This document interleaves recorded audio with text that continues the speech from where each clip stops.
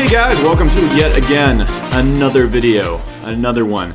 And this time we're going to be getting into what I like to call funnel theory. And this is understanding the critical points of funnels and talking to your customers and using email. This isn't every possible thing that could ever happen / what to do, what not to do. But if you follow the core concepts in this, if you just take this one video right here and apply it to your business, you're going to see massive results because you just need to understand this. And so as you see me building funnels and as you see us walking through the funnels that you're going to see in this course and email strategies and everything, you're going to see almost all of it. The decisions I make, my decision to send an email or not send an email, the decision to follow up this way or follow up this way, almost always comes down to the concepts we're going to cover right here. And these three critical points are understanding the LTV and break-even marketing style that I'm going to introduce to you a lot in this course.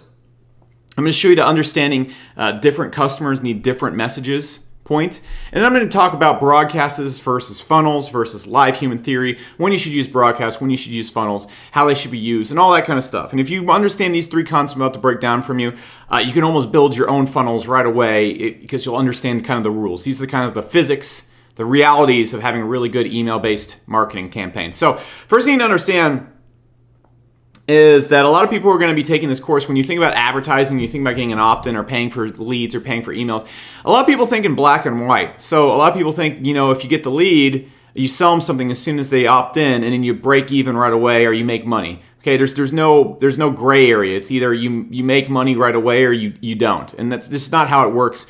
And it's not really how any big businesses work. The way I really discovered this strategy right here is I used to work for an agency and there was a home security company. It was willing to pay like $100, $250 to get a $19 a month subscription from people. And you can see it usually took about almost 2 years, a year and a half for them to actually break even on that. But the thing you need to understand is they were willing to pay that much money because any money they made after that break even point was just straight profit, just straight free money. And once you get in that zone, you're able to do a dangerous thing because you've gone from having, as a good friend of mine, Russell Brunson likes to say, he's the one who kind of taught me this concept, instead of going and needing to go to Facebook or going to a JV or going anywhere, needing to pay for traffic, you now control the traffic for free. So you can send 3,000 instant interested clicks to your offer immediately without asking anyone, without paying anyone with anything.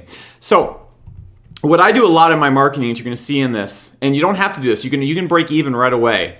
The more you are willing to lose money up front and get to the break even point, the easier marketing is going to become due. Okay, and so this is what I do. We're going to show you various ways to not lose money up front. We're going to show you ways to just sell right away. There's all sorts of things you can do when it comes to email marketing. So what usually happens with me, here's an example. A person will opt in, and it usually costs me $3 to $5 per lead. And then within about 2 weeks to a month's time, I hit the point where I break even. I make about $5 back for every single lead that comes in. So I make $0 after about a month. Okay, that doesn't sound fantastic, does it? But let's imagine I took on 50,000 leads 1 month. Okay, so I'm in the hole, let's just say $250,000, okay? But those 50,000 leads generated me after 2 weeks to a month $250,000. What's going on at this point in time that you need to realize?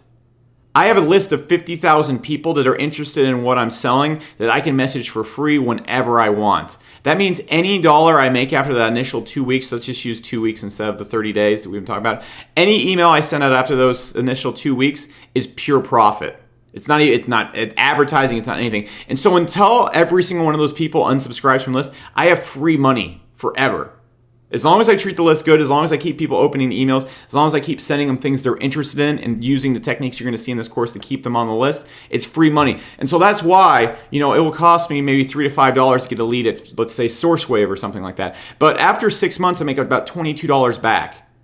I know this, and so that's how I'm able to go out there and generate tens of thousands of dollars a day, because I know if I go and spend $1,000 in a day, I know I'm making $8,000 back, okay? And so I'm making, at a hard cost, my hard cost is $1,000, my profit is $8,000. So you need to understand that that's absolutely huge when it comes in there. I'm getting an 8x ROI on the advertising that comes in, and that's just how I do it. So this is a concept you need to use, and the concept you need to be aware of, because the internet gets more competitive, you're going to see more people doing this, and people are going to stop playing the whole make money right away game because it's going to get more competitive. This is how you just kill everybody else. So understand that. Now, next thing you understand is when people come on your list, you need to have different messages for different people in different situations. For example, when a person comes on my list right away, they get put into a funnel where they just get a lot of value and content. They get nurtured and they get introduced to the brand as a whole. What I don't want to do when a new customer comes in is start sending them my highest priced product right away. And a lot of people, when they get people on their email list or contacts on their email list, they'll just start hitting them with the offers they're saying to everybody else. Of course, a new customer who has never heard of you before, never talked to you before, doesn't understand what you're about, is not going to buy like an old customer who's been on your list for years and knows you. So just a situation right here, and there's other situations that can fall outside of this scenario, or these scenarios I'm going to lay out right here. But just right off the bat right there, new customers do not need to be talked to like old customers. For example, after 2 weeks of being on a list, a person is tagged, and you're going to see this in the 8X funnel. I'm going to show you it. A person is tagged with a tag that shows that they've been on the list for more than 2 weeks, and then they get kind of worked in with everybody else and start getting the normal pitches and normal emails. But I want to catch them up with the brand first. So you can see right there, I talk to new customers differently than I talk to old customers. On top of that, guys, what you also need to understand, let's say a person opts into my email list, and I can show you, you're going to see every way I do this inside of Market Hero. Let's say a person opts into my email list and they're already on the list and they actually fall into this old customer category. Maybe they just opted in to one of my opt-ins for a new beta I was running. I don't want to send them down the route of a new customer. So what happens in Market Hero is they'll get sorted by that tag that was applied to them after 2 weeks, and they'll get sent to an offer instead. So I'm able to go, and this person already knows what I'm about, so I'm able to monetize that person and make a lot more money from my ads, because I usually have about 1/4 of my customers being the people that opt in. So understand that. Again, talking to new customers and finding ways to talk to old customers in a different way.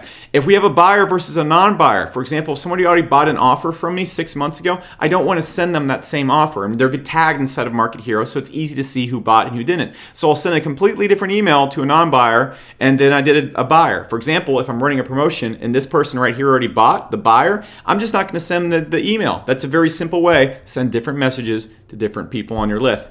Now, look, if a person turns something down, all right, let's say you send someone an email for a coaching program or something like that, and they turn it down. You don't want to send them that same exact email again. You want to send them a different angle, a different offer, or maybe a completely different product altogether, okay? Again, different messages for different customers based on what they've done. You can easily do this again in Market Hero. And an active lead versus an active lead. In Market Hero, you can see when the last time a person opened an email was. For example, I'll go through every few months, and if a person hasn't opened an email or clicked anything in 4 months' time, they'll get moved to an inactive list where I won't be sending them offers and hammering them with junk. What I'll do is I'll be trying to send them messages that recover the email and make them come back to the list. Okay, so I'll send them a lot of value and content, stuff like that. If a person's opening your emails every single day, you want to be hitting that person with an offer, and you want to be talking to them differently than that's email that's inactive. We can keep going on, guys. For a person who's viewed an email and a person who didn't. Let's say a person sends out, or you send out a broadcast in Market Hero to a list of 20,000, 5,000 people open it, okay? You don't want to send, if you want to make sure that other 15,000 has the best chance to see it, you could send an email again to that 15,000, but you don't want to send it again to that 5,000 open. Very simple. Or for a person who didn't view an offer and didn't, for example, you send out an email out there, the 500 people, 250 of them click, 250 of them don't. You don't want to send the person who clicked the email, who saw the offer, is going to have a different response than the person that didn't. So for example, let's say you're running a webinar, or you have an online workshop. So you send out a replay of the workshop to 10,000 people on your list, okay? So 500 people on your list click and watch that workshop, okay? Those people need to be sent a different message if they didn't buy than the person that never viewed the workshop. So let's imagine the person who didn't view the workshop. You don't want to send them another email saying, hey man, you missed the workshop and the offer. Here's the offer. I know you were wanting this. You don't want to do that because they haven't even seen the workshop first. But the people that have seen the workshop, you want to send them directly to the offer because they've already seen the workshop. You don't want to send them to the workshop again. And just these are 6 situations. There's tons of them that you'll see going on. But you see how I look at this and I talk to people differently on the list. This is absolutely huge. And it's been a giant pain in the ass till now to do this in other systems until Market Hero came out. So that's why this is going to blow your brain when you're going to be like, oh, holy crap, when we get into this, all right? So the final thing I want to talk about is broadcast versus funnels versus live human experience, okay? I've tried it before. One long, big funnel that goes on for like 6 months does not work, all right? People can tell they're talking to a robot if you do that, okay? So what you need to understand is sometimes a series of broadcasts where you're manually going out there and sending it and picking out the segments work better. Sometimes a funnel works better. Oftentimes, a funnel mixed with broadcasts is better, okay? So for example, when a person comes on my list, for the first 2 weeks, they're just in an automated funnel, okay? Because I know what they're going to get, and every person's going to get the same thing. Now, I don't want to have that be 6 months long because I want to keep relevant information coming at them. So let's say I send out a broadcast every Thursday for a webinar or something like that. I'm constantly going out there and balancing broadcasts between funnels. And the best way I think to use funnels is in short bursts. For example, if I'm running a promotion on a Monday, I'll send everybody into a funnel that's about 4 days long. Okay, and the funnel will react based on what they're doing and sort them based on what they're doing. And then eventually everyone will bump out of that funnel. Okay, I don't want to be going out there and doing all this advanced automation in broadcast, because that could just get really messy if I'm trying to separate groups of 20 and 30 people and stuff like that. But let's say we're going out there and we're just promoting a general offer. Okay, we send somebody to an affiliate offer, we send 10,000 people to an affiliate offer, and let's say 500 of them buy. What you can easily do is just remove the 500 people that bought and send another broadcast to the 9,500 that didn't buy, and then hit them up again. And so that's a really simple process right there, and you don't really need to set up a funnel for that, and it will just make it too robotic. So what you need to understand is there's sometimes you use funnels, there's sometimes you use broadcasts. What you need to keep in mind is you want people feeling like they're interacting with a live human, and broadcasts are going to create much more of that appeal and much more response. Okay, so understand it as we go through. So those are the three concepts, three kind of situations you need to understand before we dive into the actual funnel building. So what I'm going to do right now is we're going to hop into Market Hero in the next video, and I'm going to kind of show you how to apply these concepts in funnels so that when we get into the funnels, you already have a very good idea of how to build your own and how to use them intelligently as you go through it. So this has been Becker. I'll see you in the next funnel, the video, and that's all I got for now. So see you in a sec.